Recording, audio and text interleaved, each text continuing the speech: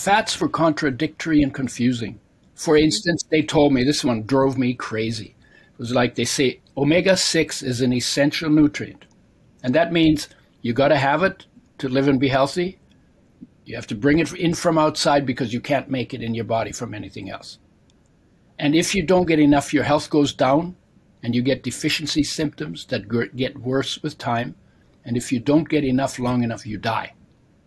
So this is like the really important essential building blocks for body construction.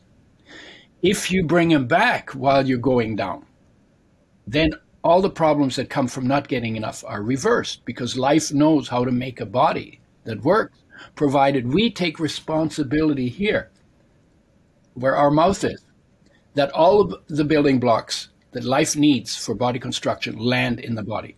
Then it can do its job. And so I knew that. And then it turned out that omega-3s were established as an essential nutrient the year after I got poisoned. So the timing was perfect. It wasn't my timing. I mean, it was perfect. But going back to omega-6s for a second, they're essential, said the research. And that was known in 1929. But they also give you cancer and kill you. And I just went, huh? Wait a minute, you're putting something in your body that is essential for your health, and then it gives you cancer and kills you. That is so contradiction. It drove me crazy. And in trying to find out how to resolve it and digging into the research, where I ended up is looking at how oils are made. And found out that the oils that we usually use, the colorless, odorless, tasteless oils that you get in plastic bottles sitting on the shelf, are treated with sodium hydroxide or Drano.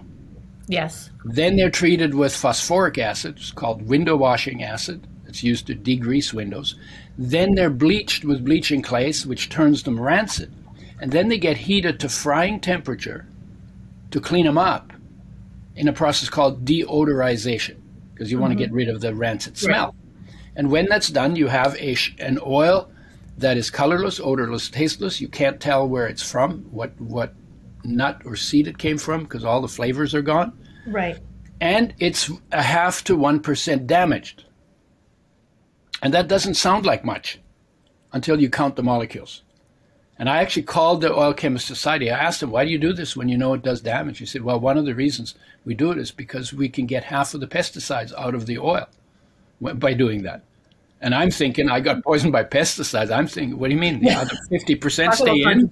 Yeah. I didn't even know there were pesticides in oil at that point. And so I said, well, why don't you start with organically grown seeds? And then there was this long silence on the other end of the phone.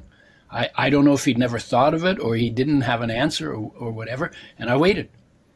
And when he got back to me, he was really angry. He says, I don't know what your problem is. The oil is 99% good. It's only 1% damaged. And if you got 99% on an exam, you'd be damn happy, wouldn't you? So I used to get 100% on the exams in the courses that are really like genetics and even my pesticide sprayer license. I got 99.5% on that exam. So I wasn't as impressed. But then I thought, well, maybe I'm overreacting. So what do you do when you don't know? Do the math.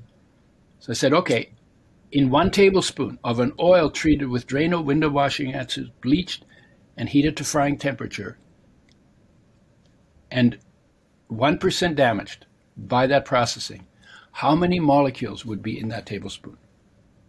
Take a guess. Gosh, I don't even know. I know, nobody knows. I have no idea. But just take a guess. I don't know, 1 million? Okay, so you say 1 million. Okay, so your number that you guessed is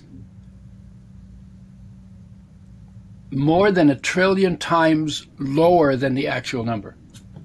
Wow. There's actually 60 quintillion damaged molecules in 1 tablespoon of oil that is 1% damaged. That's more than 1 million. Yeah. That's more than 1 million damaged molecules for every one of your body's 60 trillion cells. So your estimate was 60 trillion times too low.